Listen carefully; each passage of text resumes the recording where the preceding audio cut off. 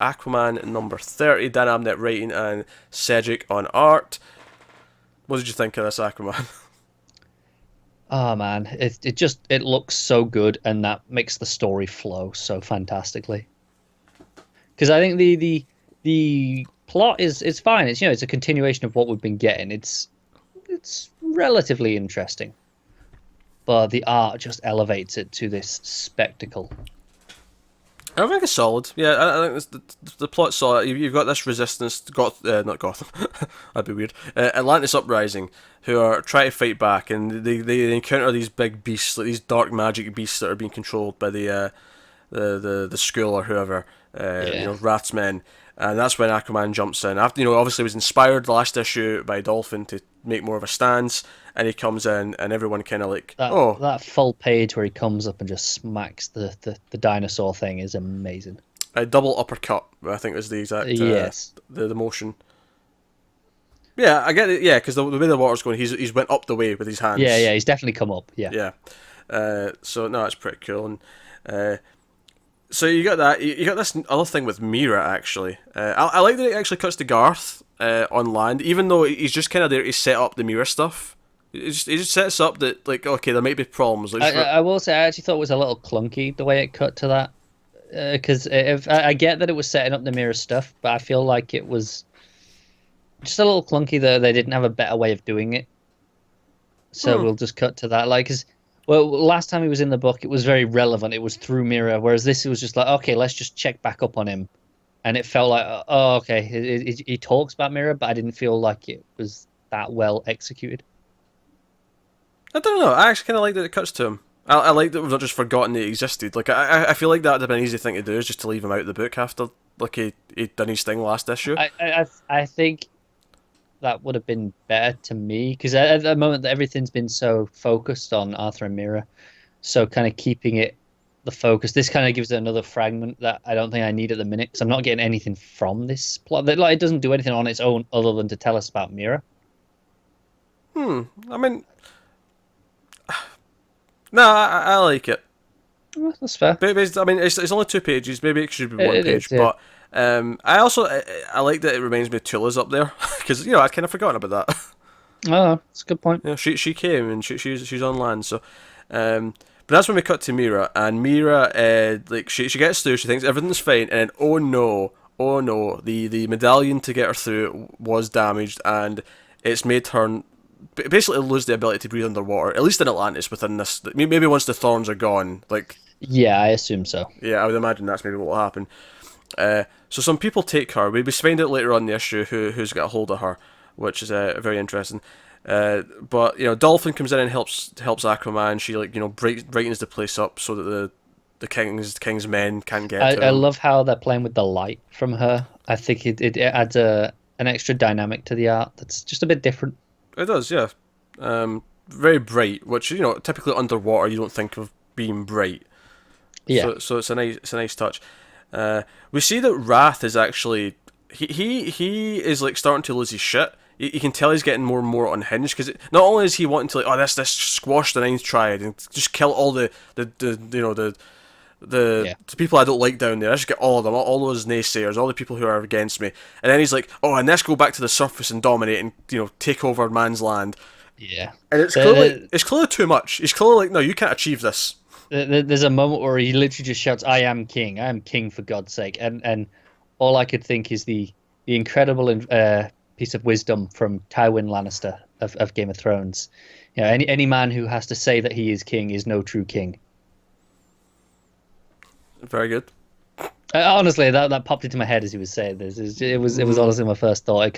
It's a good assessment because it kind of shows how unhinged he is and how desperate he is. Where if you have to kind of convince others of that, then you're not really doing a very good job, are you? Yeah. He's very insecure, basically. He's determined to prove that he's still on top and he's still winning, which is why he has all these things. Like, oh, we're going to not only kill my enemies, we're going to kill anyone who could be an enemy, we're going to go into the surface land, we're going to kill all of those. It was all these different things. And he's second in command. He's like, just like, maybe like, no, I'm still with you, but maybe just one good idea at a time, Yeah. rather than everything at a time, because she's thinking logically we can't do that.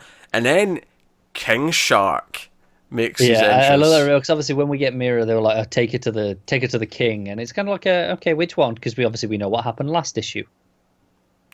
Yeah, yeah. I mean, I think you assume Wrath because Hard going to him is maybe makes more Yeah. sense from a plot point of view. Just to like, okay, now Mira's with the King Wrath, and that can set up some plot. Yeah, but we knew she was at the bottom from where Yeah. she was. But then it's like no, because what's his face was killed. Because Orm is actually on our side. Orm's on Arthur's side.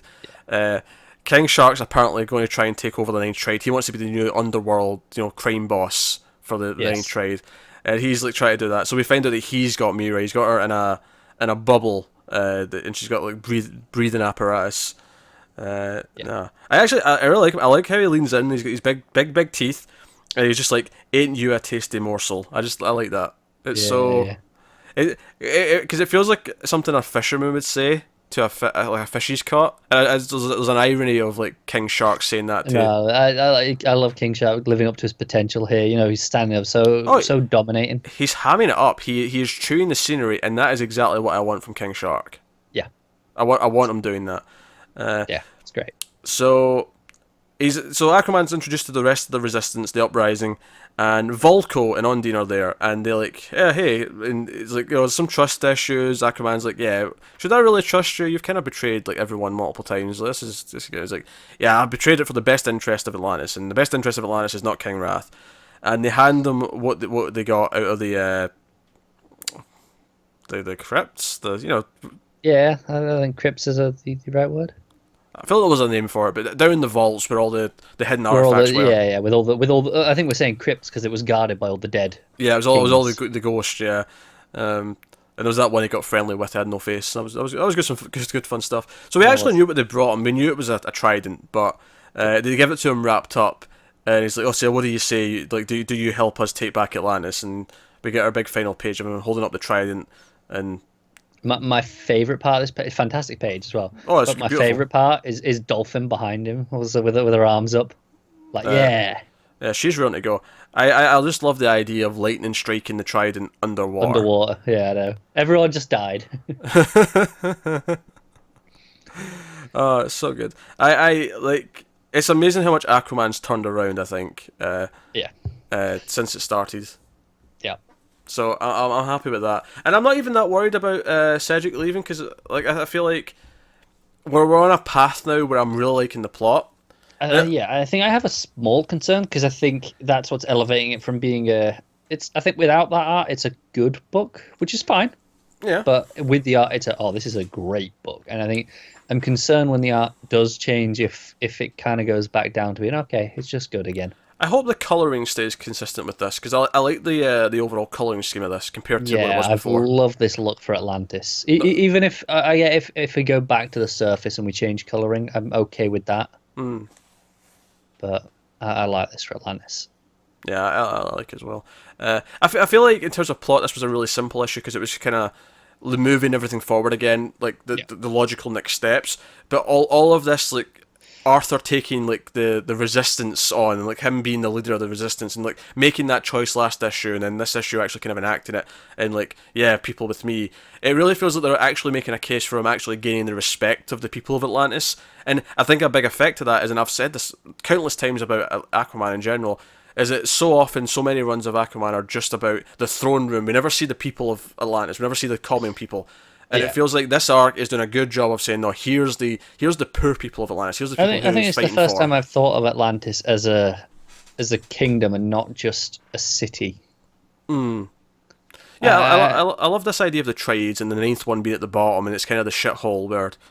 Yeah. To go back to the whole vigilante, like Batman comparisons for the first couple of issues of this arc, it's kind of like the Narrows of Gotham almost. It is. Yeah. There.